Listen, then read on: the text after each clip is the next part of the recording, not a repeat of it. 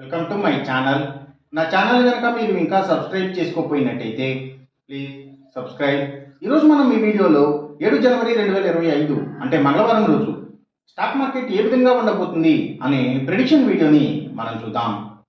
అసలు మంగళవారం రోజు ఓవరాల్గా స్టాక్ మార్కెట్ ట్రెండ్ ఎలా ఉండబోతుంది అనేది తెలుసుకునే ముందుగా ప్రీ మార్కెట్ సెషన్ గురించి మనం ప్రెడిక్ట్ చేయాలి అంటే అంతకన్నా ముందు రోజు అంటే Monday American stock market Nasdaq నెగిటివ్గా ట్రెండ్ అయ్యే అవకాశం ఉంది.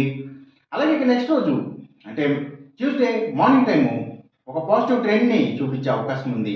ఏషియన్ మార్కెట్స్ ఒక పాజిటివ్ మూవ్మెంట్ని చూపించే అవకాశం ఉంది. సో అలాంటి పాజిటివ్ ట్రెండ్ బిగినింగ్ మనకు దొరికిన తర్వాత మన మార్కెట్ ఓవరాల్ ట్రెండ్ మనం చూడాలి అంటే అది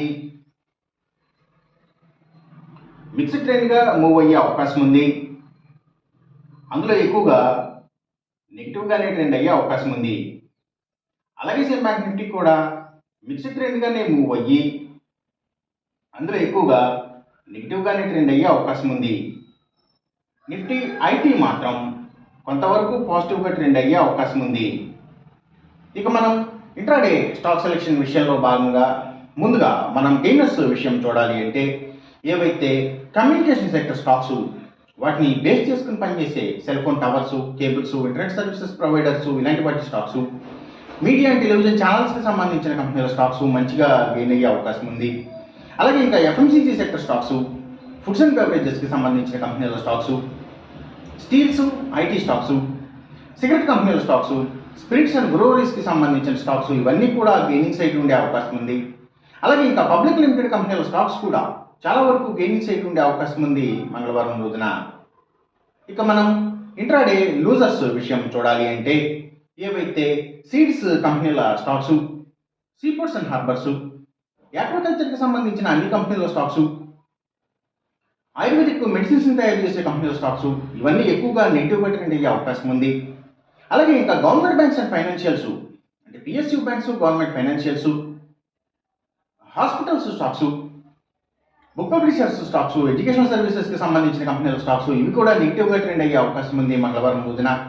ఇంకా Nifty automobile sector stocks, power and ఎనర్జీకి సంబంధించిన అన్ని కంపెనీల stocks, cements, real estate sector stocks ప్రత్యేకించి ల్యాండ్స్తో డీల్ చేసే కంపెనీల stocks, tours and travels, logistic supplies ఇలాంటి వాటి stocks, imports and exports, petrochemicals stocks, oil and natural గ్యాసెస్కి సంబంధించిన కంపెనీల స్టాక్స్ సో ఇవన్నీ కూడా డౌన్ ట్రెండ్ని చూపించే అవకాశం ఉంది మంగళవారం రోజున.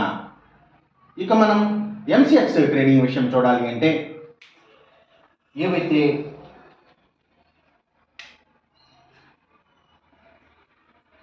Crude oil and natural gases prices